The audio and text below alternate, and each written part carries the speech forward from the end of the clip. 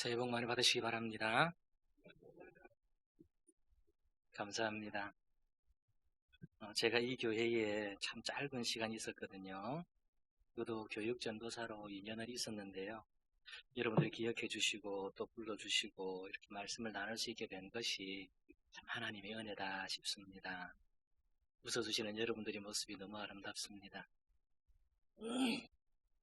제가 말씀을 전하는 자로서 이 자리에 선 것이 하나님과 저와의 사이에 끈끈한 끈이 되고 이 말씀을 통해서 하나님께 주신 은혜가 이곳에 충만하여서 여러분들의 삶 그리고 이 교회를 위해서 해야 하는 모든 일들 가운데에 하나님께 주신 힘을 가지고 지치지 않는 그런 재직들이 되었으면 참 좋겠습니다. 그래서 여러분들 오늘 이 시간 제가 준비한 것을 가지고 함께 나누려고 합니다. 아마 재직에 관한 이런 말씀들을 꽤 많이 들으셨을 겁니다. 그렇지만 한 번 더 듣는다라는 그 마음을 가지고 들으신다면 은혜가 될 것이고요. 제가 작년에 또 들었다. 그 얘기 아니냐라고 생각하신다면 또 그렇게 또 은혜가 되지 않을 수도 있으니까요. 여러분들의 마음을 조금만 열어주셔서 함께 나누는 그런 마음으로 함께 나누기를 원합니다. 오늘 저에게 주어진 제목이 있습니다. 제목이 뭐냐면 직분자의 역할과 사명이라고 이렇게 제게 제목을 주셨어요. 그래서 제가 이 말씀을 준비하면서 어떤 말씀으로 함께 나눌까라는 이 말씀을 준비하는 가운데에 저에게 주신 것을 가지고 여러분들과 나누려고 하니까요. 그래서 오늘 이 시간 여러분들 한번 교환 다 받으셨죠? 네, 거기에 준하여서 말씀을 전하려고 하니까요. 그걸 읽어보시면서 함께 했으면 좋겠어요. 오늘 제가 말씀을 드리는 이 내용 가운데 장로님, 권사님 그리고 안수 집사님들이 계세요. 근데 이들이 해야 할 역할에 관한 말씀을 전해달라 그랬어요. 그렇다면 역할이란 도대체 무언가 하는 거예요. 여러분 교재에 나와 있지 않습니까? 역할이란 일정한 자격으로 자신이 하여야 할 맡은 바의 일이라는 것이지요. 그러니까 역할이 되기 위해서 몇 가지가 있어야 됩니다. 그 첫째가 뭐냐면 일정한 자격이라는 것이 있어야 그래야 역할을 감당할 수 있는 자가 돼요. 그렇다면 여러분들은 과연 일정한 그런 자격을 가진 자인가 하는 겁니다. 이거기에 대해서 한번 생각해 보아야 할 부분은요. 나는 나 자신을 내가 이 교회의 재직으로서 일할 만한 자격이 된다라는 그런 마음을 먼저 가지셔야만 하고요. 그리고 교회에서 여러분들에게 어떤 직분이시든지 직분을 주셨다는 말은 교회에서 이미 한 번 걸렀다는 얘기예요. 한 번 걸러서 이분 정도면 이 일을 하시기에 큰 문제가 없다라는 것을 인정하고 여러분들에게 직분을 맡기셨어요. 제가 다른 교회에 있을 때에 그런 경험을 했었어요. 이것 좀 맡아주시겠습니까? 라고 이렇게 요청을 하면 꼭 하시는 말씀입니다. 아이고 저는 부족했어요. 이 말이 참 맞는 말인 것은 맞습니다. 그런데 이 땅에 부족하지 아니하는 사람이 있다라고 얘기한다면 그 사람은 굉장히 교만한 사람이에요.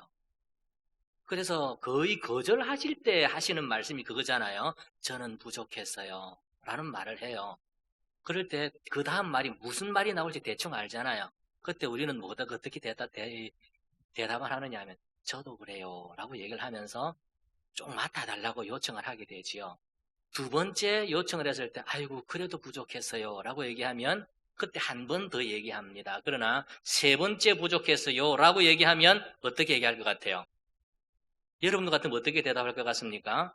저는 그래도 해주세요 라고 얘기를 해요.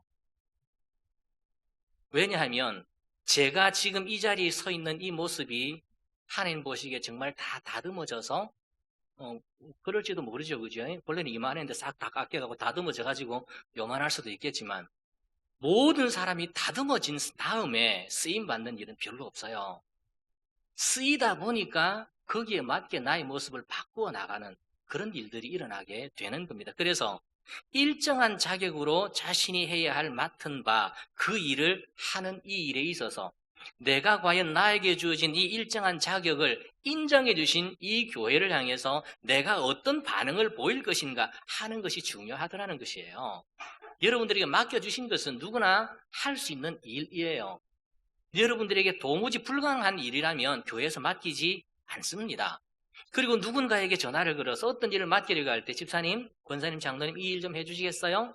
라고 전화를 할 때는 이미 머릿속에 수없이 많은 사람이 스쳐 지나갔어요.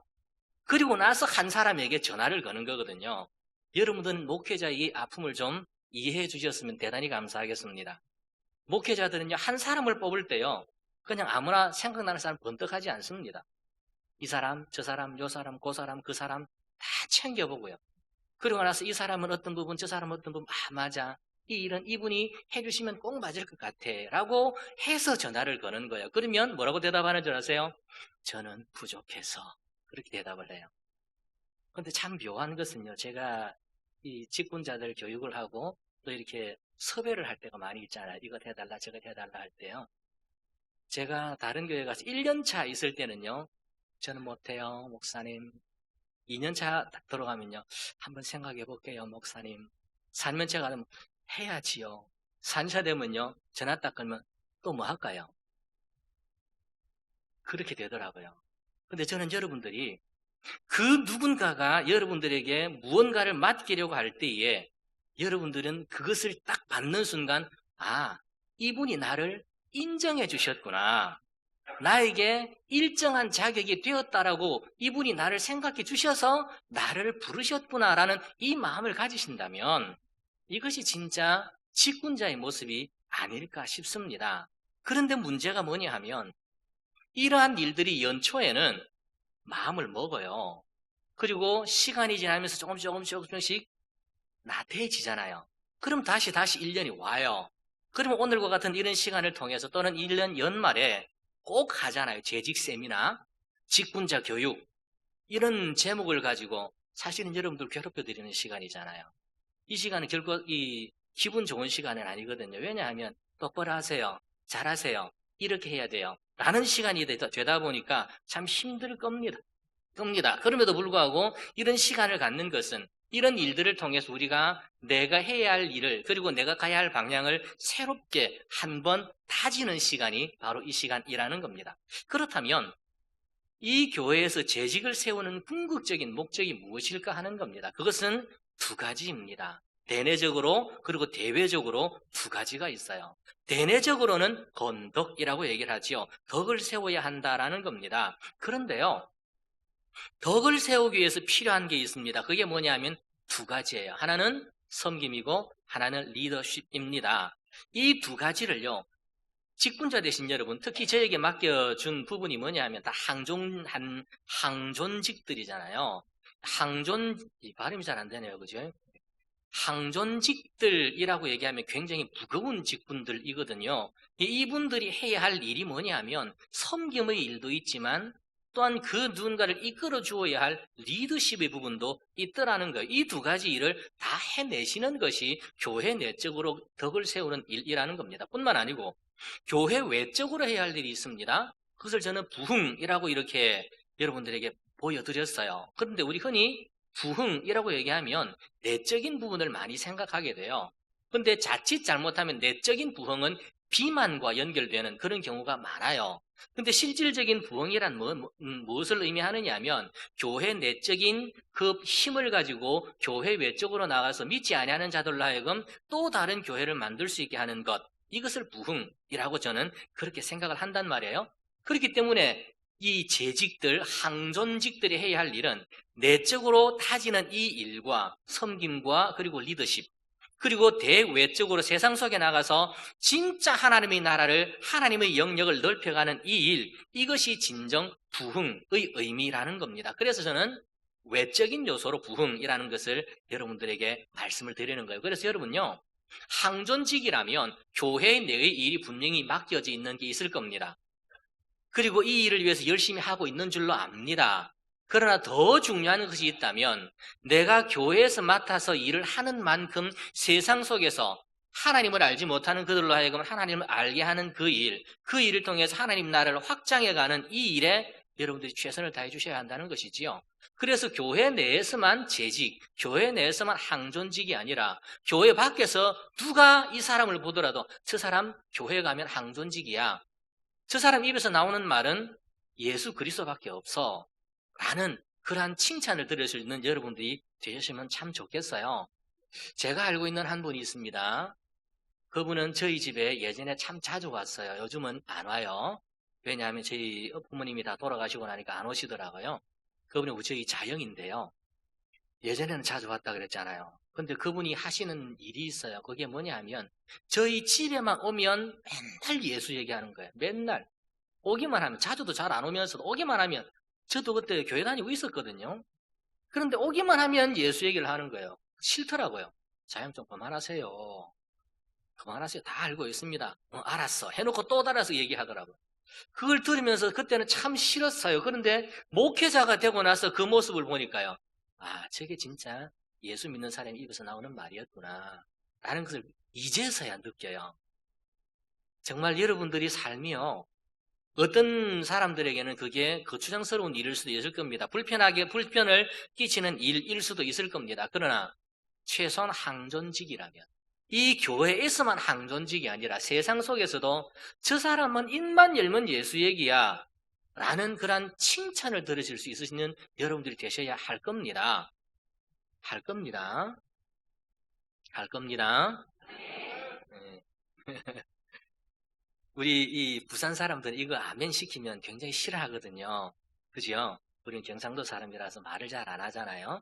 그래서 가능하시면 아멘 해주시는 게 좋고요. 아멘을 통해서 나에게 덕이 많이 되거든요. 그래서 제가 오늘 이 말씀을 나누는데요. 말씀의 순서가 있습니다. 그게 뭐냐면 안수 집사님들, 그리고 그 다음 권사님들, 그리고 장로님의 순서로 말씀을 드리려고 해요. 왜 제가 이렇게 말씀을 드리는가 하면 제가 알고 있는, 제가 그리고 있는 이상적인 교회의 모습이 있어요. 그게 뭐냐면 교회의 모습은 역삼각형이어야 한다라는 거예요. 제일 위에, 제일 섬김을 많이 받아야 할 그 사람이 누구냐면 평신도예요. 이 사람들은 믿은 지가 얼마 안 되기 때문에 많은 케어를 받지 않으면 안 되는 분들이에요. 그래서 이분들이 제일 윗자리를 차지하셔야 되고요. 그리고 그 아랫자리에서 그들을 지탱해주고 지지해주고 위로해주고 세워주는 이 일을 누가 해야 되느냐 하면 권사님들 그리고 집사님들이 해주셔야 되고요. 그 아래에 누가 있어야 되느냐 하면 장로님들이 계셔야 한다는 거예요. 그래서 장로님은요 굉장히 힘들어요. 무거워요. 평신도 무게 다 받아야지요. 권사님들 집사님들 무게 다 받아야지요. 그러니까 이 장로가 된다라는 이 말은요 정말 가장 낮은 자로 내려가는 것이 장로라는 거예요. 그래서요, 이 디모데전서 5장 17절에 보면 이런 말씀이 있어요. 잘 다스리는 장로들은 배나 존경할 자로 알되 말씀과 가르침에 수고하는 이들에게는 더욱 그리할 것이니라 라고 말씀하고 있어요. 이렇게 장로님들은 해야 할 일들이 많기 때문에 칭찬 또한 크게 받으셔야 마땅합니다. 뿐만 아니지요. 그 가장 정점, 가장 아래쪽에 누가 있습니까? 목회자가 있게 되어 있습니다. 목사는요, 모두를 다 떠받치고 있어야만 해요. 그래서 이 목회자가 흔들리게 되면요, 교회 전체가 흔들려요. 그러면 이런 모습으로 있는 이 교회의 모습을 어떻게 잘 흔들리지 않게 만들어 갈 수 있을까? 저는 여러분들에게 이런 요청을 합니다. 도십시오. 돌아야 됩니다. 얼만큼 돌아야 됩니까? 많이 돌아야 되고 세게 돌아야 되고 빨리 돌아야 돼요. 무슨 말씀인지 잘 모르시겠죠? 역삼각형은요 팽이의 모양이에요. 여러분 어렸을 때 팽이 돌려보신 적이 있으시잖아요. 줄 감아가지고 던지는 팽이. 그 팽이의 특징이 뭐냐 하면 세게 돌면 세게 돌수록 가벼워져요. 물론 무게중심이 잘 잡혔을 때 얘기예요. 교회도 저는 그렇다고 생각을 합니다. 무슨 얘기냐 하면 여러분들이 맡고 있는 그 직분이 그 자리에서 여러분들이 최선의 노력을 다하는 그 순간 교회는 굉장히 가벼워지고요. 목회자는 굉장히 쉬워져요. 그래서 어떤 그 목사님은 나는 이런 목사가 되고 싶다라는 그런 얘기를 하면서 그렇게 얘기를 하셨어요. 나는 교회에서 있으나마나한 목사가 되었으면 참 좋겠다라는 얘기를 해요. 왜 그러냐 하면 목회자는 목회자의 일만 하고 그 자리에 이 사람이 아닌 또 다른 목회자가 와도 교회가 전혀 흔들리지 않는 교회. 그래서 모든 재직들이 자기의 자리에서 잘 돌아주고 있어서 이거 하나 좀 빼내도 큰 문제가 일어나지 않는 교회. 빼냈다가 다시 하나 툭 집어넣으면 그대로 다시 처음의 모습으로 돌아가는 교회. 그래서 나는 있으나 마나한 목회자가 되었으면 좋겠다라는 그런 말을 하신 분이 계세요. 저도 거기에는 굉장히 큰 동감을 합니다. 교회가 교회되기 위해서 정말 목회자가 그 무거운 짐을 지고 가는 그 일이 아니라 함께 돌아줌으로써 함께 기쁨과 즐거움으로 가볍게 나갈 수 있는 우리들이 된다면 이게 진짜 아름다운 교회의 모양이 아닐까라는 것이지요. 그래서 교회는 이런 역삼각형의 구조로 돌아갈 때, 잘 돌 때 교회는 좋은 교회가 된다. 여러분 도시기 바랍니다. 도시기 바랍니다. 도시되 잘 도시기를 바랍니다. 잘못 돌면 곤란해집니다. 잘 도시기를 바랍니다. 그래서 교회가 아름다운 모습이 되기를 주님의 이름으로 권면을 드리고요. 이제 첫 번째로 들어가려고 합니다. 안수 집사님의 역할은 도대체 무언가라는 거예요. 물론 제가 여기서 이 집사는 두 가지 종류가 있다는 말씀을 드렸고요. 이 집사의 종류는 두 가지가 있지만 서리 집사, 안수 집사가 있어요. 서리 집사님은 1년직이에요. 근데 서리 집사님이 가장 힘들어요. 왜 그런 줄 아세요? 내년에 다시 임명을 해야 되는데 임명을 해야 되나 말아야 되나 고민되시는 분이 의외로 많아요. 그런데 고민하다가 집사님 내년에는 제가 한 해 쉬었으면 좋겠습니다 라고 얘기하는 순간 교회를 떠나요. 그래서 목회자들은 서리 집사를 세우는 이 일이 얼마나 고민스러운지 몰라요. 이 서리 집사 뛰는 순간 교회도 떨어져 나가요. 그래서 굉장히 힘들어요. 서리 집사님 되신 분 혹시 이 자리에 계십니까? 손 한번 들어보실래요? 감사합니다. 여러분들은 1년직입니다. 내년에 임명 안 해도 감사하시기 바랍니다. 절대 하면 안 하죠. 불리한 거니까. 불리할 때는 사람들 하면 잘 안 하고요. 그래요. 어쨌든 서리 집사는 1년직이라는 사실을 먼저 아시고 혹시 여러분들에게 목사님이 내년 한 해 쉬세요라고 얘기한다면 내가 1년 동안 하나님 앞에 아름다운 모습을 못 보여드렸구나. 올 한 해 내가 갈고 닦아서 내년에는 반드시 다시 서리 집사가 되리라 라는 그런 마음을 가지실 수 있으셨으면 참 좋겠습니다. 그렇다면 이 안수 집사 되시는 분들은 좀 다르죠. 안수 집사는요, 이 교회의 선택을 받아서 안수례를 받은 항존직입니다. 그렇기 때문에 안수 집사님들은요, 책임이 무거워요. 그렇다면 이 안수 집사님들이 교회에서 해주어야 할 일이 뭔가에 관한 말씀을 드리려고 합니다. 그 첫 번째가 뭐냐면 보조자가 되어주시라라는 겁니다. 어시스턴스라고 얘기를 하죠. 이 집사의 시작은요, 사도행전 6장에 나타납니다. 물론 거기에 집사라는 말은 나타나 있지 않아요. 그냥 일꾼들을 뽑게 된 것이지요. 이 집사라는 말이 우리나라 성경의 얘기입니다. 우리나라 성경에 가지고 있는 성경에서는 사도행전 21장 8절에 나와요. 물론 여기에서 8절에 나오는 이 말, 7 집사 중 하나인 전도자 빌립이라고 되어 있는데 이 말은 온토스 에크톤 헵타라는 말이에요. 이 말은 집사라는 말이 들어있지 않아요. 집사는요, 디아코노스라고 얘기를 하거든요. 근데 이 단어 속에 없잖아요. 온토스 에크톤 헵타라고 해가지고 이 안에는 이 말이 안 들어있잖아요. 그런데 집사라고 이렇게 번역을 해놓은 것 뿐이에요. 원래 원어에는 7 중에 하나 이런 의미를 가지고 있단 말이에요. 그러니까 원어상에는 이 말이 없어요. 그리고 원어상으로 집사라고 되어 있는 이런 단어들이요, 많이 나와요. 그런데 집사라고 번역을 하지 않아요. 예를 들면요, 로마서 13장 4절 같은 경우에는 똑같은 디아코노스라는 말을 쓰고 있는데도 번역할 때 사역자, 6장 1절에는 일꾼, 고린도전서 3장 5절에는 사역자, 에베소서 2장 21절에는 일꾼, 골로새서 1장 7절에도 일꾼, 이런 번역상의 문제가 좀 있는 것 뿐이지 사실 이 디아코노스라는 이 말 자체가 안 나와 있는 건 아니에요. 이렇게 많이 나와 있어요. 그런데요, 이 디아코노스라는 단어의 원래의 뜻이 뭔가 하는 거예요. 이 디아코노스라는 원래의 말 뜻은 뭐냐면 섬기는 사람, 안내해 주는 사람, 이런 의미를 가지고 있고요. 초대교회에서 집사를 세운 그 목적과 같이 본래 이 집사라는 단어가 쓰였던 그 용례를 보면 공동체의 복지에 관한 이런 일들을 맡긴 것을 우리 집사라고 이렇게 얘기를 한다는 거예요. 그런데 여러분, 집사가 왜 생겨났습니까? 조금 전에도 사도행전 6장의 말씀을 드렸지만 집사가 생기게 된 목적이 뭐냐 하면 사도들이 모든 일들을 다 하다 보니까 소홀한 부분이 생기더라는 거예요. 거기에 대해서 성경은 이렇게 말씀하고 있습니다. 사도행전 6장 1절입니다. 그때의 제자가 더 많아졌는데 헬라파 유대인들이 자기의 과부들이 매일의 구제에 빠짐으로 히브리파 사람을 원망하니 라고 이렇게 말씀하고 있어요. 여러분, 사도들도 사람입니다. 그러다 보니까 한계가 있게 되지요. 그리고 초대교회는요, 그 초대교회 성도들이 거의 폭발적으로 이렇게 늘어나는 것을 보게 돼요.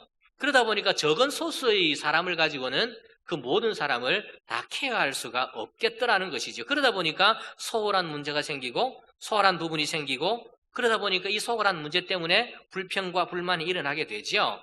그 소홀한 부분을 채워줄 그 누군가가 필요하더라는 겁니다. 그게 바로 집사이라는 것이지요. 이런 상황을 종합해 본다면 집사를 세운 목적은 그 목회의 상황을 좀 더 원활하게 하기 위해서 돕는 자로 세워졌다라는 거예요. 그런데요, 이 집사의 역할은 분명 사도들로 하여금 사도들이 본래의 그 직무에 집중할 수 있도록 그 여타의 일들을 맡아서 도와주는 어시스턴스로서 임명을 받게 되었다라는 거예요. 그렇기 때문에 이 어시스턴스로서의 집사는 어시스트를 잘할 줄 알아야 돼요. 여러분, 저는 운동을 되게 좋아합니다. 좋아하는 것과 잘하는 것은 달라요. 보시다시피 모양이 이래서 잘하지는 못할 것 같아요. 그죠? 길이도 짤막하고 좀 뚱뚱하잖아요. 그래서 보기는 좀 그래요. 그런데 저는 그중에서 축구를 되게 좋아하는 편이에요. 분명히 잘한다는 말 아닙니다. 근데 축구에서 보면요, 골게터라고 얘기를 하죠. 골을 잘 넣는 사람이 있어요. 그런데 그 골이 넣어지는 그 상황까지 가기 전에, 골로 이어지기 전에 바로 골이 이어질 수 있도록 공을 배달해 주시는 분이 계세요. 어떤 분이 배달해 줍니까? 배달통. 맞죠? 이런 데서 배달해 주는 거 아니잖아요. 그게 뭐냐면 어시스턴스예요. 흔히 어시스트를 해준다라는 말을 하잖아요. 어시스트 없이 혼자 해결하기는 굉장히 힘들어요. 축구는 혼자 하는 게 아니지 않습니까? 뿐만 아니죠. 내가 열심히 해서 어시스트를 해줬어요. 근데 그걸 저 사람이 땅 차서 골인을 넣었어요. 그럼 그 영광의 스포트라이트는 누구에게 갑니까? 모든 스포트라이트는 골을 넣은 사람에게만 갑니다. 그러다 보니까 나도 한 번쯤은 받고 싶잖아요. 그래서 불평과 불만이 생길 수도 있고요. 조금은 섭섭할 수도 있다는 사실입니다. 그런데요, 세상의 경계는 그럴 수 있어요. 그러나 하나님의 기준은 다르다는 거예요. 하나님의 기준은 어디에 있느냐면 마태복음 10장 41절과 42절을 보면 이런 말씀이 있어요. 선지자의 이름으로 선지자를 영접한 자는 선지자의 상을 받을 것이요, 의인의 이름으로 의인을 영접하는 자는 의인의 상을 받을 것이요, 또 누구든지 제자의 이름으로 이 작은 자 중 하나에게 냉수 한 그릇이라도 주는 자는 내가 진실로 너에게 이르노니 그 사람이 결단코 상을 잃지 아니하리라 라고 말씀하고 있어요. 이게 뭐냐 하면 세상에서는 어시스터를 잘 못 알아봐요. 어시스턴스들을 별로 인정해주지 않습니다. 그러나 하나님은 다르다는 거예요. 골 넣은 사람이나 어시스트 해준 사람이나 하나님은 동일한 선상에 놓고 봐주신다라는 겁니다. 그러니까 여러분, 특별히 집사님 되신 여러분, 집사님 되신 여러분들이 해야 할 일은요, 어시스트예요. 목회자가 골을 넣을 수 있도록 모든 것을 뒷받침해주고 어시스트 해주는 그 역할이 바로 여러분들이 하셔야 할 일이라는 겁니다.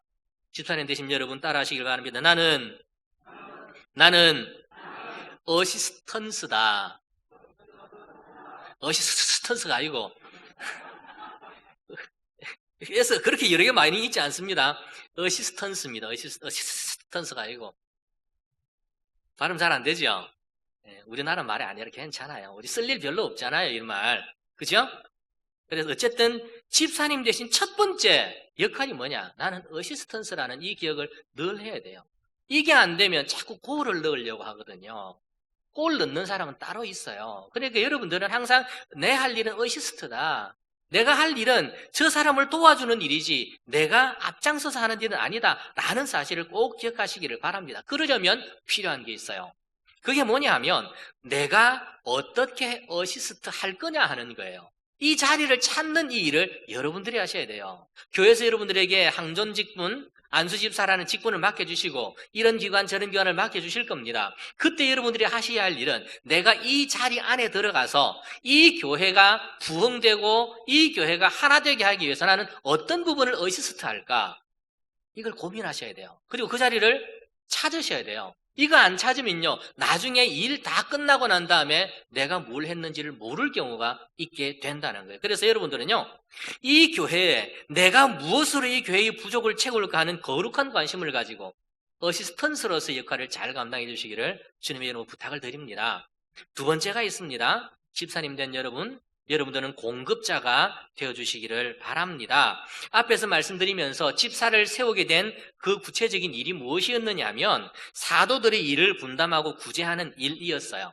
그렇다면 왜 구제해야 하는가 하는 겁니다. 그 이유는요, 이 구제의 공급이 없으면 너무나 살기 힘든 사람들이 있었기 때문에 이 구제라는 공급을 그들에게 제공해 주었다라는 겁니다. 그런 의미에서 본다면 이 시대의 집사의 직분을 가진 여러분들이 하셔야 할 일도 또한 공급자의 일을 해 주셔야 한다는 겁니다. 그렇다면 어떻게 공급자의 일을 할 것인가 하는 거예요.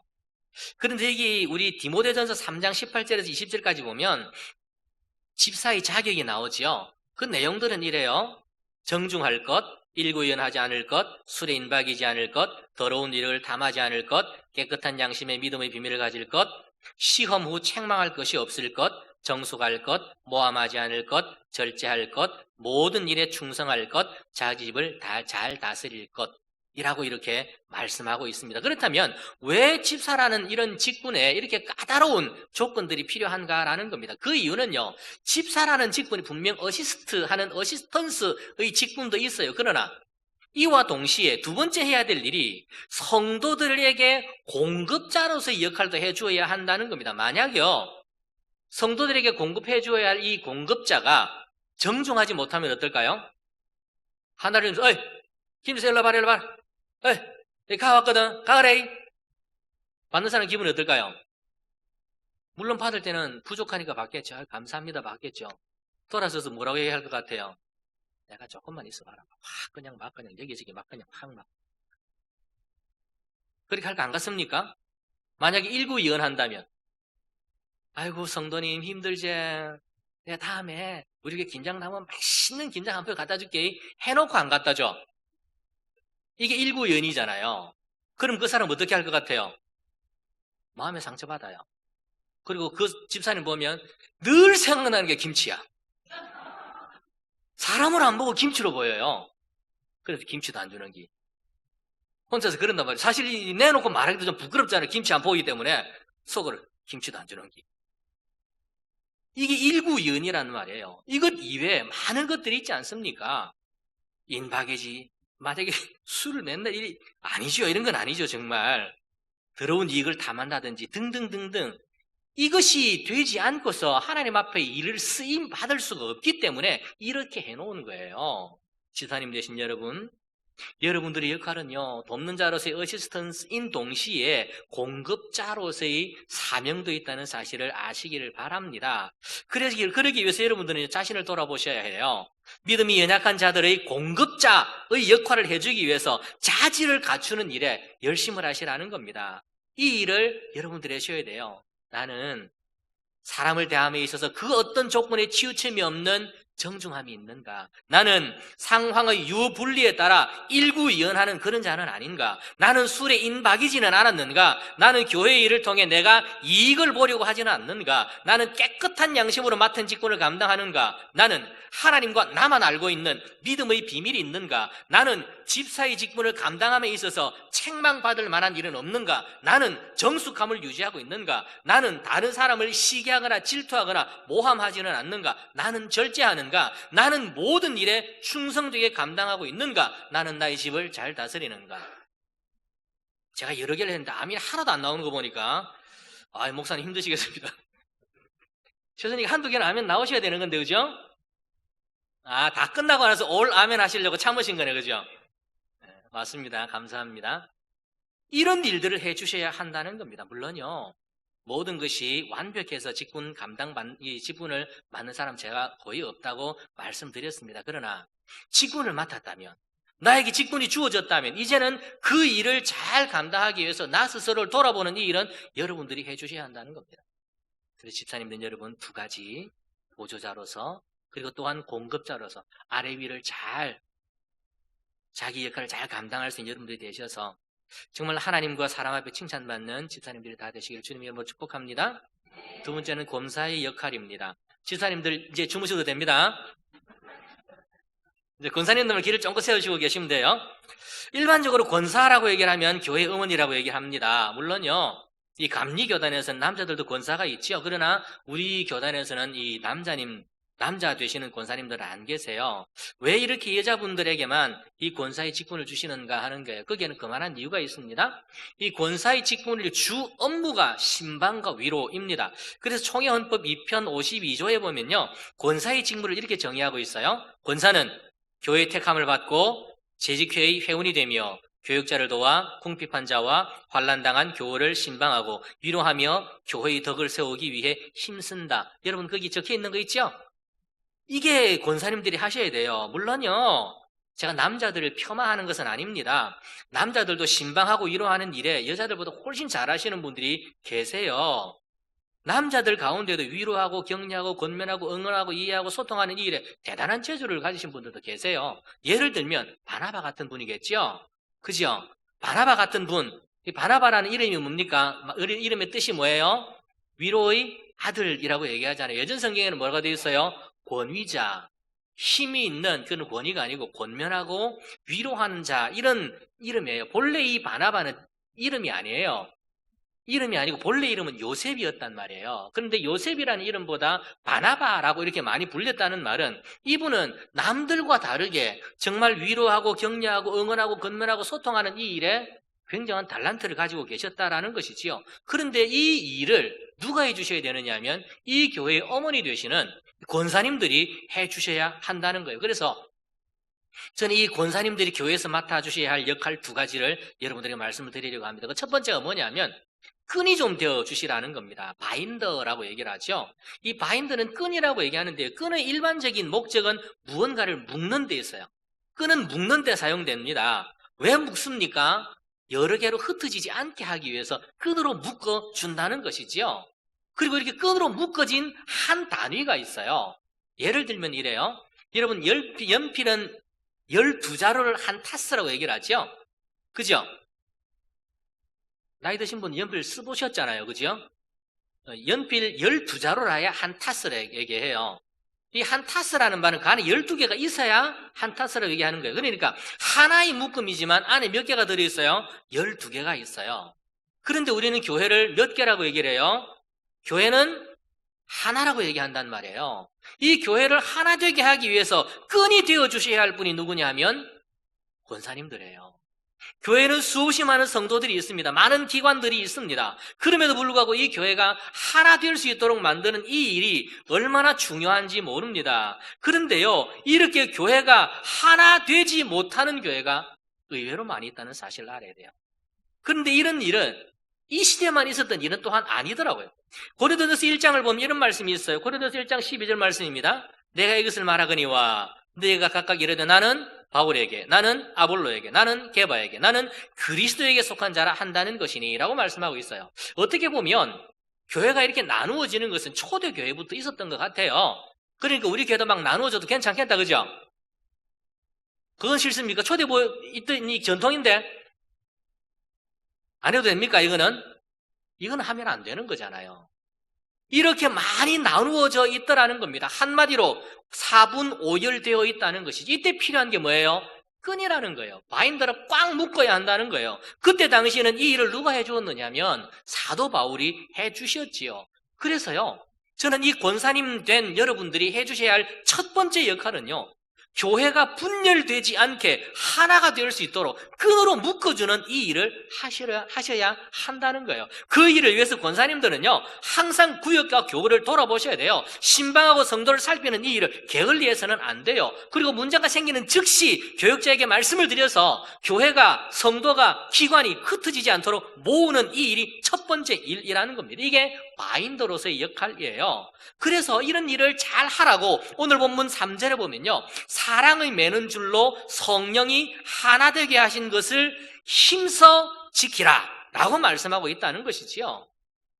권사님들 부탁의 말씀을 드립니다. 교회가 하나 되게 하는 일에 내가 쓰임받겠다는 결단하시길 바랍니다. 내가 끈이 되겠다. 끈이 되어서 흩어지고 나누어져 있는 많은 성도님들, 그리고 어려워하는 그들을 하나로 묶는 이 일을 해주시라는 거예요. 이게 여러분들이 해야 될 일입니다. 그렇다고 끈이 이것만 맨날 묶는 것만 하느냐? 그렇지 않아요. 이 이외에도 여러 가지 역할이 있다는 사실을 아셔야 돼요. 요즘은 그런 옷이 잘 없지만 예전 예수님이 사시던 그 시대에는요, 거의 옷이 통으로 짜져 있거나 아니면 천 그렇게 돼 있다 보니까 움직이기가 참 불편하잖아요. 그걸 싹 동여매고 일을 할 수 있게 되잖아요. 또 전쟁에 나가서 군인들이 옷을 잘 동여매야 전쟁을 할 수 있잖아요. 이 일을 해주시라는 거예요. 이 권사님들은요, 또 누군가로 하여금 일을 잘 할 수 있는 뒷수발을 잘 들어주시는 이런 끈이 되어주시라는 거예요. 힘들어하는 사람이 있으면, 애가 있으면 애를 좀 띄워주시고, 어려워하는 사람이 있으면 찾아가서 어려움을 좀 덜어주시고, 그래서 그로 하여금 하나님의 일을 하는 일에 부족함이 없도록 뒤에서 뒷바라지를 해주시는 그런 일들을 해주셔야 하는 거예요. 이게 끈으로서의 역할입니다. 한 가지가 더 있습니다. 끈이 그냥 이렇게 그냥 맨날 묶는 걸로만 하느냐? 그렇지 않아요. 끈은요, 아름다움을 만들어내기도 합니다. 여러분, 머리 끈 혹시 이 자리에 머리 질끈 묶으신 분 계십니까? 그런 끈은요, 어떻게 하면 나를 좀 더 아름답게 보일까에 대한 거기에 사용되는 끈이에요. 허리띠 이런 것들. 죄송합니다. 목줄. 그죠? 이것도 다 끈이잖아요. 끈. 끈은 아름답게 하는 용도로 사용된다는 거예요. 권사님들 저를 쳐다봐 주시고 잠이 슬슬 온다 그죠? 와도 할 수 없어요. 제가 할 걸 다 하고 갈 거니까. 어금니를 꽉 깨무시네요.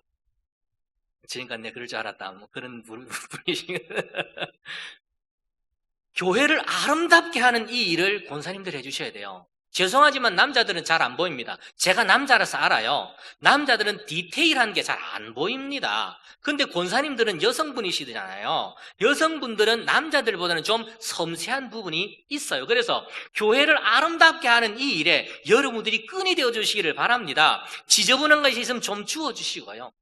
교회가 필요한 것이 있으면 아름답게 장식해 주시고요. 이러한 일들을 해주시는 그 일이 바로 끈으로서의 역할이라는 사실을 아시기를 바랍니다. 그래서 정말 여러분들은 이 끈으로서의 역할을 잘 감당할 수 있는 여러분들이 되셔야 하고요. 한 가지 더가 있어요. 그게 뭐냐면 이 바인더라는 이 말을 사전에 찾아보면요. 그 속에 어떤 뜻이 있느냐면 붕대라는 뜻이 들어있어요. 그럼 붕대는 언제 사용합니까?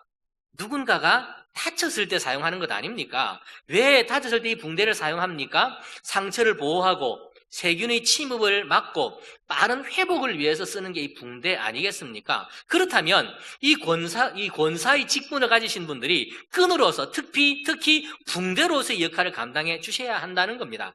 아마 제가 앞에서 말씀드린 이 권사의 직무 다 외우고 계시죠? 권사 되시는 분들 사람 한번 들어보세요.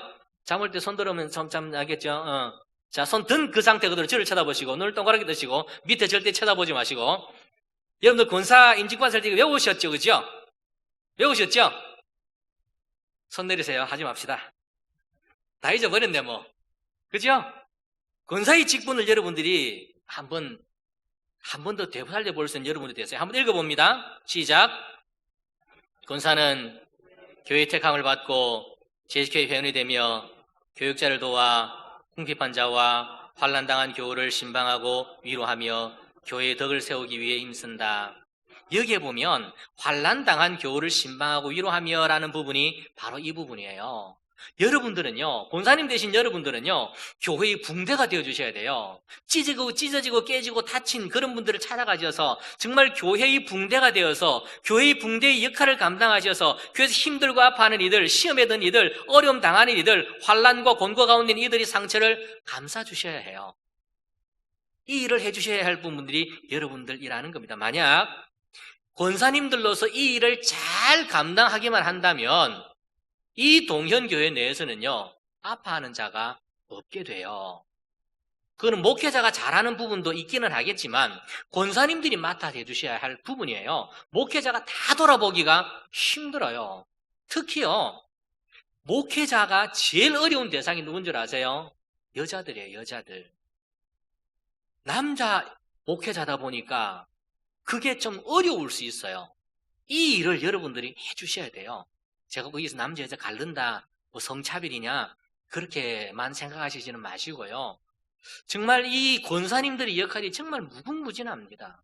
하려고 마음을 먹으면 그 일이 엄청나게 많아요. 사실은 목회자보다 더 바빠요. 제가 앞에 교회 있을 때 권사님이 그런 불평을 하시더라고요. 나는 교회 직원도 아닌데 월급도 안 주는데 난 왜 맨날 교회 출근해야 되노? 그렇게 말씀하세요. 이 교회도 그런 분 계시죠?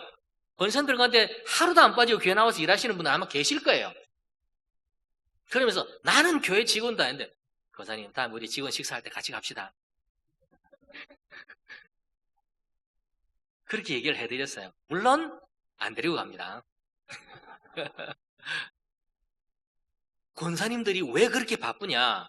이래서 그래요. 교회는요, 상처받은 사람들이 찾는 곳이 교회라는 사실을 아셔야 돼요. 그렇기 때문에 해야 할 일이 너무 많은 거예요. 권사님들, 이 교회는 재정이 얼마나 되시는지 모르겠지만, 권사님들 꼭 1년에 처음 시작할 때 목욕 한 번씩 해드리시고요. 마칠 때 꼭 목욕 한 번씩 해드리시길 바랍니다. 그러니까 목욕 5,000원만 주시지 마시고, 밥값도 좀 주셔서 정말 위로를 해줄 수 있는 그런 일이 있었으면 참 좋겠어요. 권사님들이 너무 힘들어요. 그렇죠? 먹는 게 아멘 나온다, 그죠? 아까 군사에 직무해야 하니까 어금니를 꽉 깨물더만은. 자, 여러분, 이 권사님 되신 여러분, 여러분들 교회의 끈입니다. 하나 되게 하십시오. 일하게 하십시오. 아름답게 하십시오. 그리고 아픈 자들을 감싸고 회복하는 일, 이 일을 감당해 주신다면 주님으로부터 착하고 충성된 종이라는 칭찬을 받으실 줄로 저는 믿습니다. 그러므로 힘들지만 이 부분을 꼭 해주실 것 부탁을 드립니다. 두 번째가 있어요. 권사님들이 해주셔야 할 두 번째. 그게 뭐냐면 후원자로서의 일입니다. 사실 이 말씀은 좀 드리기가 까다로운 부분이고 조심스럽기도 하지만요. 좀 새겨드리는 그런 마음으로 들어주셨으면 좋겠어요. 우리는 흔히 교회는 목사님 중심으로 돌아간다라고 그렇게 생각을 하고 있잖아요. 그죠? 근데 실상은요, 그렇지가 않아요. 제가 알고 있는 거의 대부분의 교회는 그렇지가 않아요. 실상은요, 이 대부분의 교회는 장로님을 중심으로 한 당회가 교회를 움직여가요. 아무리 목회자가 강력하게 주장해도 당에서 노라고 얘기하면 끝입니다. 그런 의미에서 보면 교회는 당회가 가장 영향력 있는 기관이라고 볼 수 있습니다. 그러나 정말 당회가 가장 힘있고 가장 영향력 있는 기관일까? 저는 아니라고 봅니다. 제가 알고 있는 교회에서 가장 힘있는 기관이 뭔 줄 아세요? 권사회입니다. 왜 그런 줄 아십니까? 권사회에는요, 영향력 있는 장로님을 남편으로 둔 권사님이 꽉 잡고 있다는 거예요. 그러니까 겉으로 볼 때는 이 장로 당에서 다 이루어지는 것 같잖아요. 근데 권사님 마음에 안 드는 결정이 났다. 그 장로님 집에 가서 혼납니다. 혼이 납니다. 좀 안 좋은 말 같지만요. 정말 죄송합니다. 이런 말을 써서 걸레 물고 요강 들고요. 벌섭니다. 왜 그런 줄 아십니까? 이 시대는요, 여자가 남자보다 많은 힘을 가지고 있는 이 시대가 이 시대라는 거예요. 제가 예를 한번 들어볼게요. 이게 꼭 맞는 예는 아니라 할지라도 한 번만 들어보시길 바랍니다. 초대의 교회, 초대교회, 최초의 교회. 그게 어디냐면 에덴 교회입니다. 이 에덴 교회의 당회장은 하나님이시고요. 장로님은 아담이셨어요. 그래, 당회장님과 아담이 이 당회를 열었어요. 그리고 거기에 된 의결사항이 뭔지 아세요? 선악을 알게 하는 나무 열매를 먹으면 반드시 죽는다. 이게 당회에서 딱 결정이 났단 말이에요. 근데 그 결과가 어떻게 돼요? 하와가 선악을 알게 하는 나무의 열매 먹을 때 장로님 대신 이 아담이 반대한 적이 있었습니까? 찍소리도 못하죠? 그죠? 그리고 하와가 선악을 알게 하는 나무의 열매를 먹었어요. 먹고 나서 이거를 줍니다. 거절했던가요? 찍소리 못해요. 남자들이요. 이게 남자들이에요. 장로님들 힘세다고 얘기하잖아요. 힘세지 않아요. 그래서 제일 무서운 기관이 어디라고요? 권사회라고요. 이 마사 발레타라는 분이요, 이런 책을 썼어요. 여자한테 팔아라. Marketing to Women이라는 이런 책을 썼단 말이에요. 그 책에 보면 모든 장사는 여자를 상대로 해서 먹고 살 수 있다. 여자를 상대해야 된다. 왜 그러냐? 왜 여자를 상대로 해서 마케팅을 해야 되느냐? 여자에게 돈이 있다는 거예요. 사실 이 시대의 남자들은 돈 별로 없습니다. 왜 그런 줄 아세요? 모든 월급이 자동으로 통장으로 들어가게 됩니다.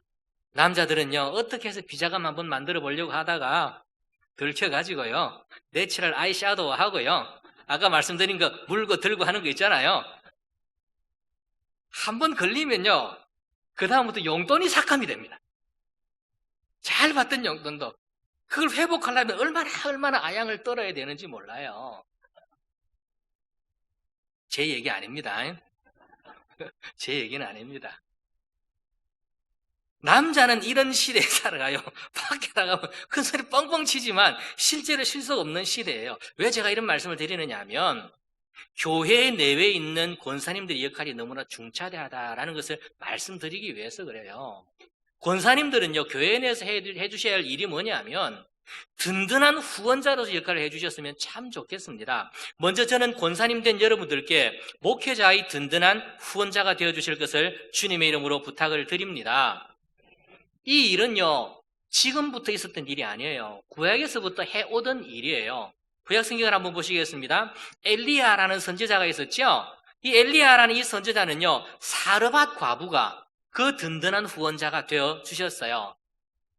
엘리야라 그랬습니다. 엘리사는 어때요? 수넴 여인, 이 그 역할을 감당했습니다. 사르밧 과부는요, 당장 먹고 죽을 양식을 드리면서 후원자가 되어 주셨어요. 그리고 수넴 여인은요, 자기의 집을, 그 선지자 엘리사의 집을 휴식처로 제공해주면서 그렇게 정말 세심한 배려를 통해서 후원자가 되어 주었다라는 겁니다. 또한요, 초대 교회를 이끌었던 사도 바울도요, 그를 도왔던 여성들의 이름들을요, 자신이 서신서에 많이 기록하고 있어요.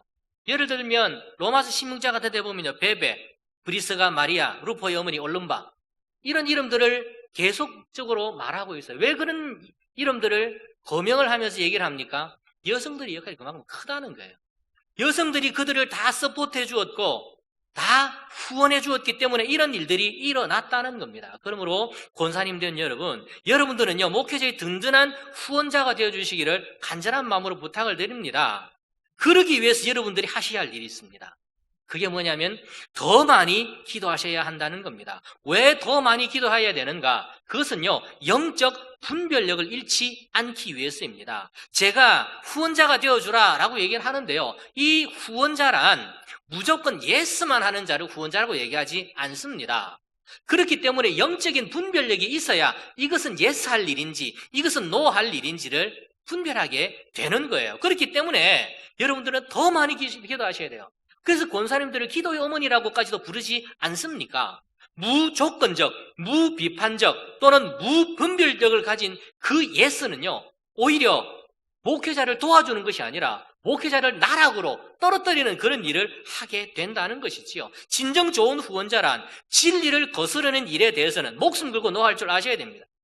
그러나 그런 것이 아니라면 정말 하나님의 일을 위해서 모든 것을 내어놓으면서까지도 서포트 해줄 수 있는 그런 자리가 되어야 하신다는 것이죠. 그래서 여러분들, 권사님 된 여러분들은 부탁을 드립니다. 새벽 예배 절대 빠지시지 마시기를 부탁을 드립니다. 한 명만 아멘 나왔어요. 나머지 분들 다 오니까 아멘 안 한 거다, 그죠? 나는 뭐 다 오시니까 딱 한 분만 안 오셨는데 오늘 안 오시던 그분이 아멘 한 거예요, 그죠? 맞죠? 그렇게 믿고 싶습니다. 여러분들은 기도 많이 하셔야 돼요. 그러셔야 나에게 주어진 이 권사로의 직분을 잘 감당할 수 있어요. 끈으로서, 그리고 묶어주는 그런 붕대로서, 치유의 역할로서, 그리고 또한 든든한 후원자로서. 그런데 이 후원자는요, 목회자만을 향한 후원자가 또 아니라는 사실을 알아야 돼요. 왜냐하면 여러분들 권사님들을 맡고 있는 구역 또는 교구에 힘들어 하시는 분들 계시지요. 그런 분들을 또한 서포트해 줄 수 있는 그 일도 하셔야 돼요. 이거 권사는 목회자 종인가? 그게 아니에요. 그런 건 아니니까요. 정말 목사를 위해서, 목사님을 위해서, 그리고 또한 힘들어하는 교우들을 위해서 그들 든든히 세우는 이런 후원자로서 역할을 잘 감당해 주신다면 이 교회는요, 정말 든든하게 서갈 줄로 저는 믿습니다. 그러므로 권사님 된 여러분, 교회 어머니로서 하나 되게, 그리고 든든히 세워가는 여러분들 되시길 주님의 이름으로 축복합니다. 마지막 세 번째입니다. 장로로서의 역할이 있습니다. 저에게 주어진 시간이 지금 딱 끝났습니다. 그런데 할 겁니다. 목회의 성공과 실패를 가르는 가장 중요한 역할을 하시는 분은 장로님들입니다. 물론 이 장로님 안에도 두 가지가 있다는 걸 다 아시죠? 간단하게 구별한다면 가르치는 장로와 다스리는 장로, 이 두 가지가 있습니다. 우리는 가르치는 장로를 흔히 목사라고 얘기를 하고 다스리는 장로를 그냥 장로 이렇게 부르게 되지요. 이 두 장로 사이에는요, 같은 점도 있고 다른 점도 있습니다. 이것은 여러분들이 아시리라고 믿고 넘어가도록 하겠습니다.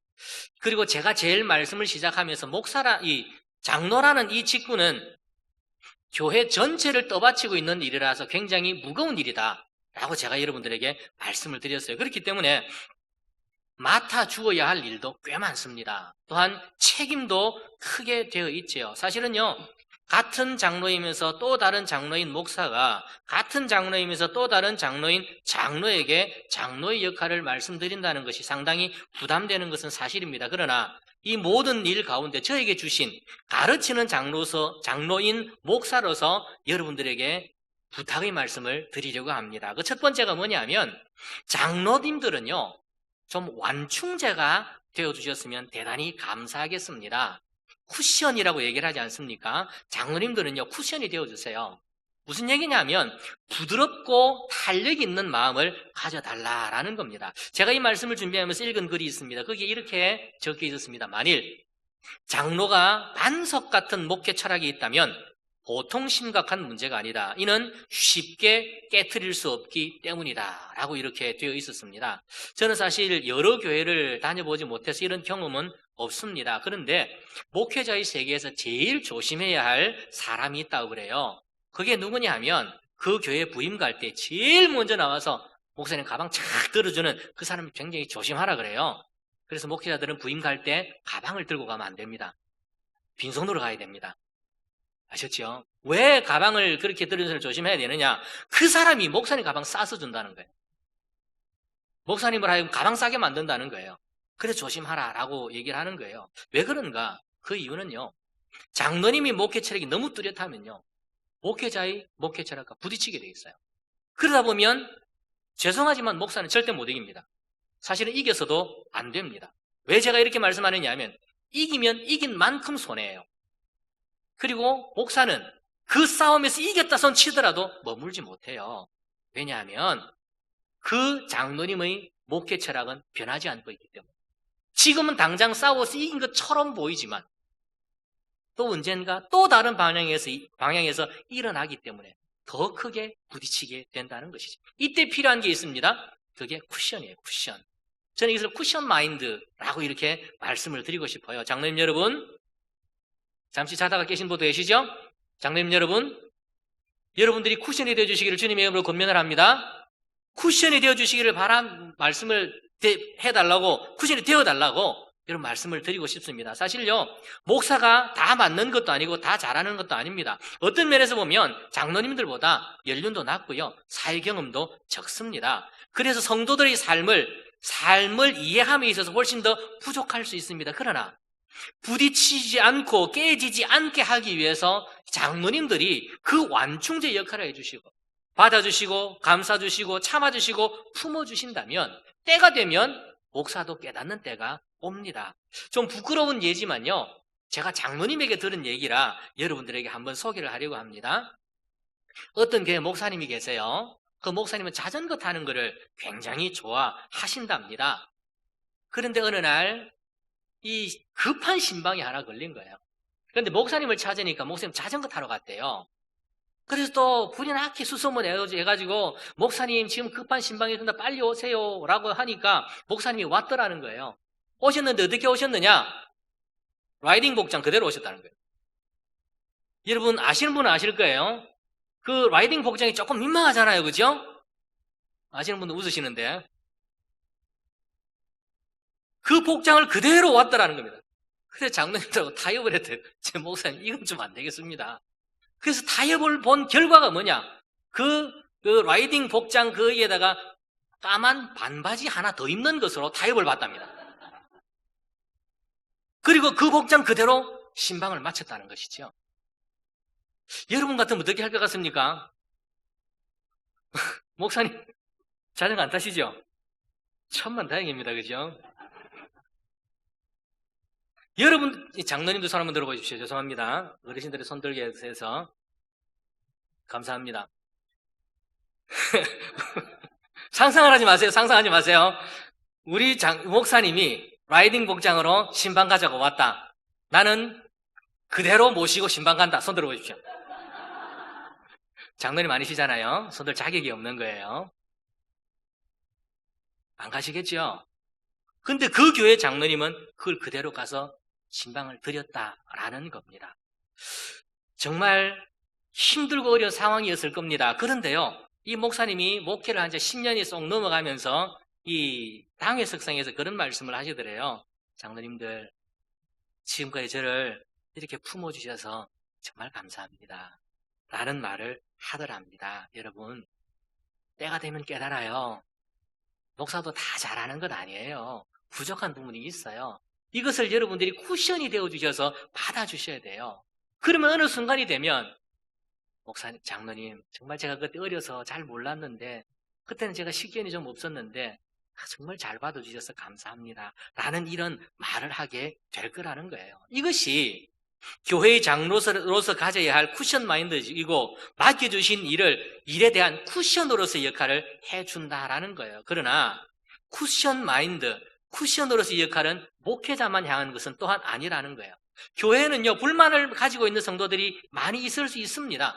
성도님들 가운데, 그리고 집사님들 가운데, 권사님들 가운데 목회자에 대해서 안 좋은 감정을 가지고 말하시는 분들도 있을 거라는 것이지요. 이때 여러분들이 쿠션으로서의 역할을 감당해 주셔야 한다는 겁니다. 그래서 장로라는 직분은요, 힘들거이 없습니다. 그런 의미에서 본다면 장로 이 역할을 잘 감당하시는 이 일은요, 정말 내가 이 장로의 일을 잘 감당해야 되겠다라고 생각하시는 분은 이런 마인드를 가지면 돼요.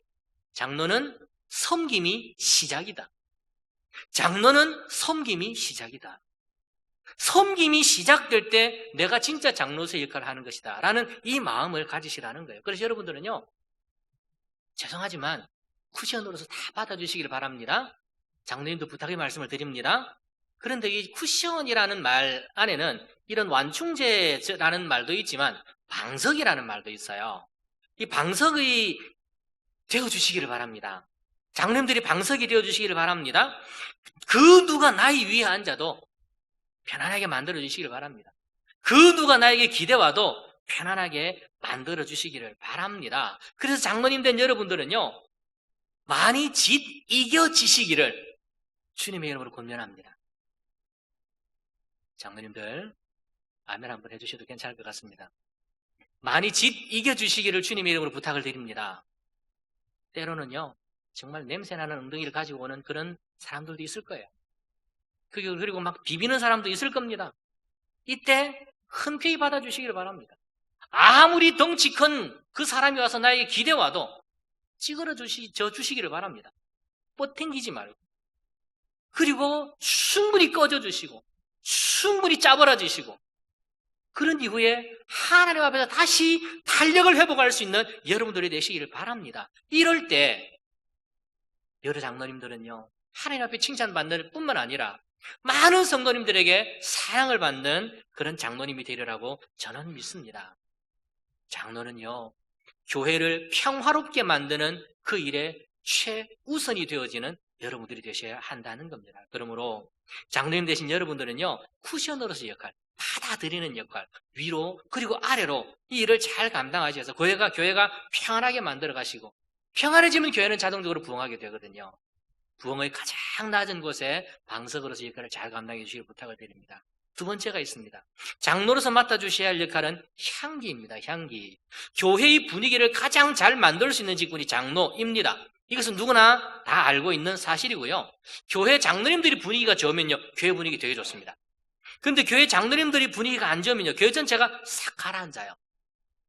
그렇기 때문에 장로님들이 교회에서 맡아주셔야 할 일은요, 이 교회 전체에 아름다운 냄새가 나게 하는 향기 또는 향수로 역할을 해주셔야 한다는 거예요. 여러분, 교회는요, 죄인들이 모이는 곳입니다. 그렇기 때문에 반드시 좋지 않은 냄새가 날 수밖에 없어요. 이런 좋지 아니한 냄새를 제거하고 좋은 냄새를 채우는 역할을 장로님들이 해주셔야 한다는 겁니다. 그런데도 불구하고 이 일을 못하게 된다면 그 교회는 반드시 하나님께서 싫어하는 냄새로 가득 차게 된다는 것이죠. 그러면 어떻게 장로로서 향기로서의 역할을 잘 감당할 수 있을까 하는 겁니다. 그래서 저는 두 가지이면서 한 가지인 것을 부탁을 드리려고 합니다. 그것은 하나는 희생이고 하나는 간증입니다. 이걸 합치면 희생의 간증이 되겠지요. 장로님들의 희생은요, 반드시 아름다운 향기가 되게 되어 있습니다. 향기가 된 희생은요, 그 자리에 머물러 있지 않고 많은 성도들의 입을 통해서 회자되게 됩니다. 이렇게 회자된 희생의 향기는 대를 이어 간증으로 남게 돼요. 여러분, 장로님 되신 여러분, 끝까지 인내하면서 희생해 주시기를 주님의 이름으로 부탁을 드립니다. 그리고 이 희생이 아름다운 향기로 승화가 되어서 이것이 대대에 이어지는 간증이 되시고, 훗날에 여러분들의 간증이 여러분 대뿐만 아니라 이 교회를 섬기는 모든 자들과 그리고 다음 세대들에게 그들의 눈을 뜨겁게 적실 수 있는 아름다운 간증이 되고, 또한 목회자의 눈물을 흘리게 만드는 그 일까지도 하는 일이 바로 장로님들이 향기로서의 역할이라는 겁니다. 이 일을 잘 감당해 주신다면 여러분들은 하나님 앞에 정말 금 면류관, 영광의 면류관을 하나님께 주시리라고 저는 믿습니다. 그런데요, 제가 지금까지 여러분들에게 장로님, 안수집사님, 권사님에 관한 역할을 말씀을 드렸습니다. 그리고 여기 한 가지만 더 하려고 합니다. 그게 뭐냐 하면, 이 모든 직분들 가운데 가장 중요한 것이 뭔가? 이게 바로 조화라는 거예요. 사실은 제가 본래의 말씀을 준비할 때는 조화에 관한 말씀을 드리려고 준비를 했었거든요. 그런데 이 역할들을 이렇게 보면서 이거였구나라고 제가 느낀 게 있어요. 그게 뭐냐면 각각의 역할이 다 달라요. 너무나 달라요. 그럼에도 불구하고 꼭 필요한 게 뭐냐면 모든 직분이 조화예요. 어느 한 곳이 커지면 안 된다는 거예요. 이것이 조화롭지 못하면 반드시 불협화음이 일어나게 되어 있습니다. 정말 불협화음이 되지 않기 위해서는 엄청난 조율이 필요하다는 거예요. 여러분, 피아노 건반은 총 몇 개예요? 88개쯤 되죠? 그 안에 들어있는 혀는 혹시 몇 개인 줄 아십니까? 혀는 약 230개쯤 있답니다. 왜 그래요? 저음부에서는 2개씩, 중음부 이상으로는 3개씩 들어있거든요. 그래서 약 230개의 현으로 되어 있어요. 그런데 이 소리가 다 달라요. 그런데 이 소리 나는 피아노를요, 제가 치면 어떨까요? 제가 피아노 치는지 안 치는지 모르면서 불협화음 난다 그럽니까? 저는 피아노를 못 쳐요. 정답이네요. 꿰뚫어 보시는 은사가 있으시네요. 제가 치면 불협화음이 나타나요. 그런데 우리 피아노 반주자 정혜지 집사님 치면 어떨까요? 아름다운 소리가 나오죠? 왜 그런 줄 아세요? 왜 그런 줄 아세요? 그 치는 방법이 다르다는 거예요. 저는 못해요. 그런데 반주자가 하면 아름다운 소리가 나오는 이유가 뭐냐면 일정한 법칙에 따라 치기 때문에 그래요. 그 법칙을 따라갈 때 화음, 화성법에 따라 그려진 그 악보를 보면서 그 악보에 따라 칠 때 아름다운 화음이 나타나는 거거든요. 이 직분의 조화도 그렇습니다. 아무렇게나 한다고 된다는 게 아니에요. 일정한 기준이 있어야 된다는 거예요. 그 기준에 맞게 여러분들이 헌신하고 봉사할 때 조화가 깨지지 않게 되는 거예요. 그렇다면 그것이 무엇인가 하는 겁니다. 우리가 따라가야 할 그것이 뭐냐? 그게 바로 하나님의 말씀이라는 거예요. 하나님의 말씀에 따라서 여러분들이 그 일을 감당해 주신다면, 그리고 지휘자 되신 목사님의 지휘를 따라서 여러분들이 잘 맞춰 나가신다면 이게 아름다운 정말 멋진 교회의 모습이 되지 않을까라고 생각을 합니다. 여기까지인데요. 여기에서 제가 여러분들에게 남겨놓은 한 가지가 있습니다. 그게 뭐냐면 안수 지사님 했죠? 항존직 가운데. 그죠? 그 다음에 권사님 하셨죠? 장로님 하셨죠? 항존직 한 개 남은 게 더 있어요. 그게 뭔 줄 아세요? 목사예요, 목사. 목사도 항존직입니다. 그리고 장로입니다. 그래서 제가 이 말씀을 준비하면서 참 조심스러워서 목사님께 물어봤어요. 이거 해도 됩니까? 하세요 그러시더라고요. 근데 제가 지금부터 읽어드리는 것은 좀 깁니다. 죄송하지만 언젠가 누군가 저에게 어떤 부탁을 했어요. 부탁을 하면서 이런 제목으로 한번 글을 좀 써달라라는 요청을 받았어요. 그 제목이 뭐냐면 목사여 이것만은 하지 말아주기 바란다라는 이런 제목으로 제 글을 좀 써달라 그래요. 그래서 제가 처음에는 거절했어요. 그런데 제가 거절을 잘 못하는 사람이거든요. 알았다고 해주겠다고 그렇게 하면서 곰곰이 생각하면서 다른 그 누군가를 향해서 쓴 글은 아니에요. 제가 저를 보면서 내가 목회를 하면 어떻게 해야 되는가에 관한 그것을 보면서 이 목회자여 이것만은 하지 말아주기 바란다라는 이 글을 썼어요. 그리고 이 글은 저를 향한 독백이니까요. 오해 없으시기를 바랍니다. 목회자는 이러해야 하기 때문에 그래요. 제가 한번 읽어드리겠습니다. 길다고 분명히 말씀드렸습니다. 몇 가지를 읽을 거냐면 10가지를 읽을 거예요. 제가 좀 빨리 읽을 테니까 들어주시기를 부탁드립니다. 지금부터 주무셔도 돼요. 여러분하고 관계없는 말이니까. 1. 목사에 군림하지 말라. 성도들에게 군림하지 말아야 한다. 성도는 잡아먹을 양이 아니라 돌보아야 할 양이다.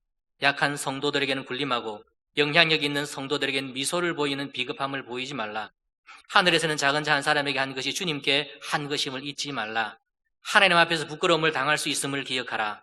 성도들에게는 굽신거리다가 부교역자에게 군림하지 말라. 언젠가 정상에서 만날 동역자이다. 예수님은 제자들이 발을 씻었다. 제자들은 예수님을 이어 복음을 전할 부교역자들이었다는 사실을 잊지 말라.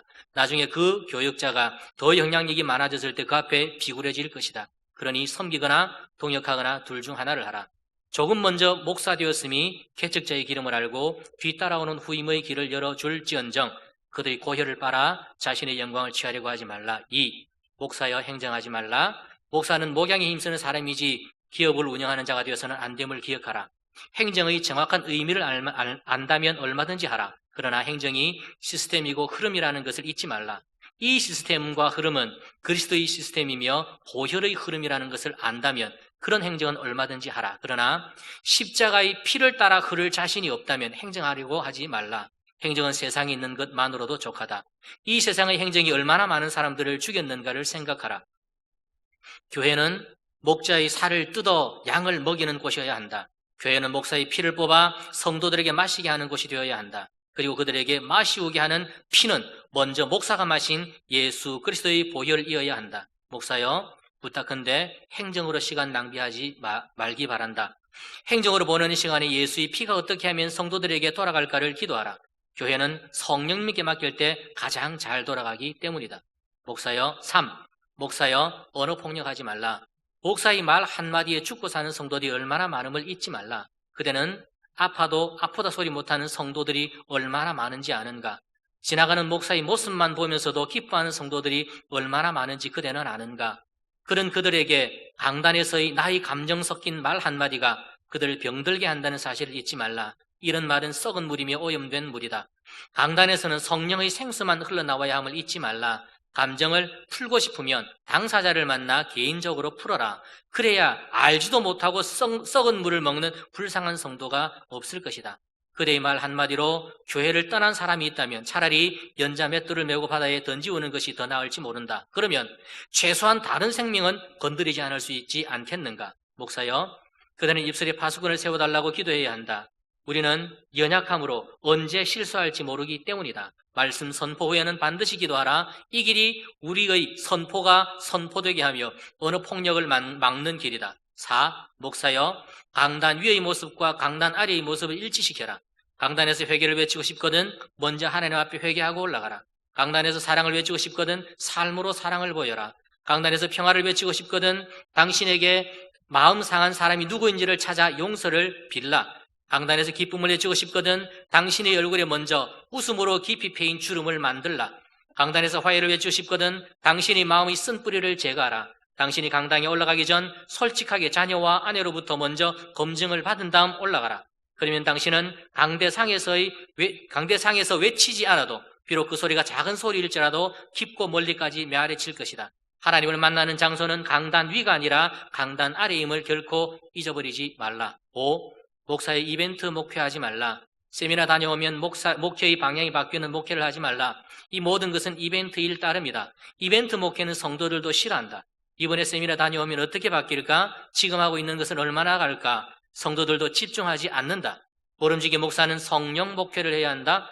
성령님의 인도에 따라 내가 하기 싫어도 인도하시면 따라야 하고 하고 싶어도 멈춰야 할 곳에 멈춰야 한다. 그러면 성도들은 일관성 있는 목회, 변하지 않는 목회에 적응하고 따라줄 것이다. 6. 목사여, 기도 없이 회의하지 말라.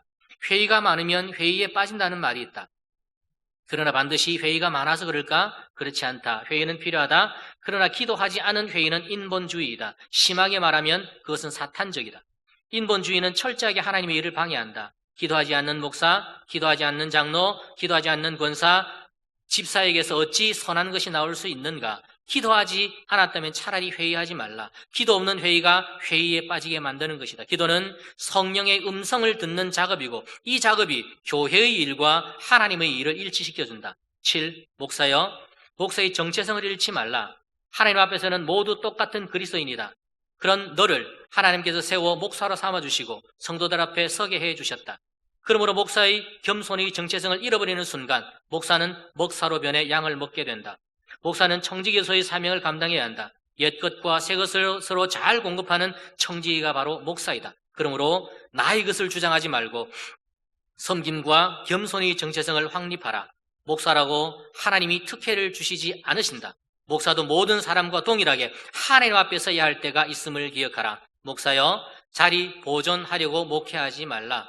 목사직을 세상의 철밥통으로 생각하지 말라. 언제든 떠날 준비를 하고 목회를 하라. 그러나 영원히 목회할 마음으로 목회를 하라. 뿐만 아니라 자리를 지키기 위해 투쟁하지 말라. 장로, 권사, 집사, 부교육자들에게 자신의 자리에 위험의 요소가 된다면 견제하는 우를 범하지 말라. 예수님은 하늘의 보좌도 비워두셨음을 기억하라. 이 세상에서의 영원한 나의 자리는 존재하지 않는다. 우리의 영원한 자리는 하나님 나라에 있음을 기억하라.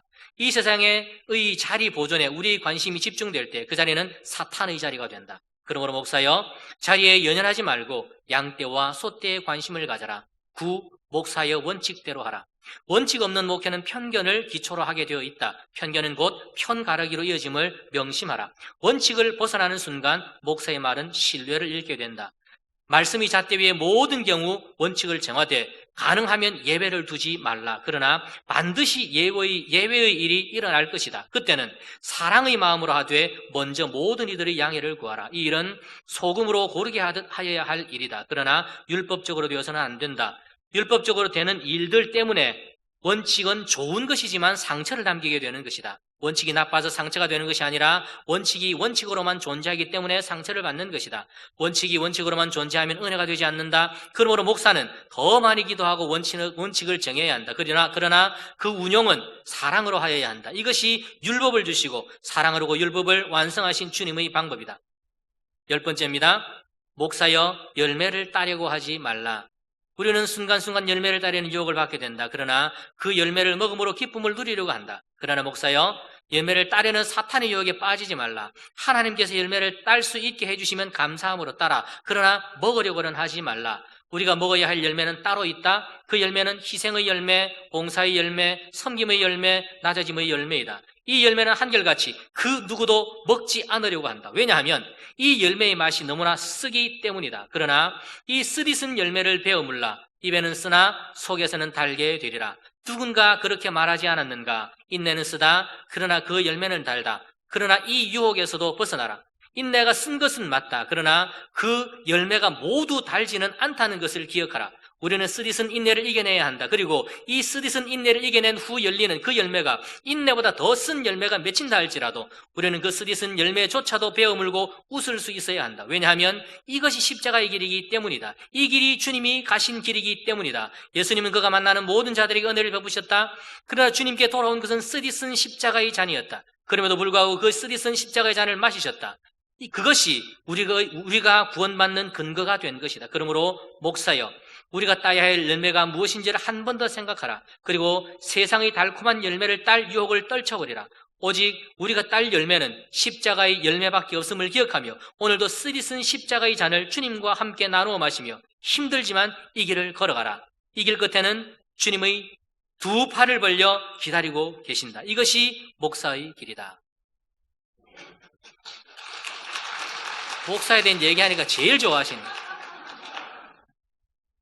여러분, 이런 모든 일들 가운데에 여러분들에게 주어주신 그 일들을 잘 감당하심으로 이 교회가 더욱더 든든히 서가는 귀한 동행교회 되시기를 주님의 이름으로 축복합니다. 기도하겠습니다. 하나님, 오늘 이 자리에 우리가 하나님 앞에서 결단을 합니다.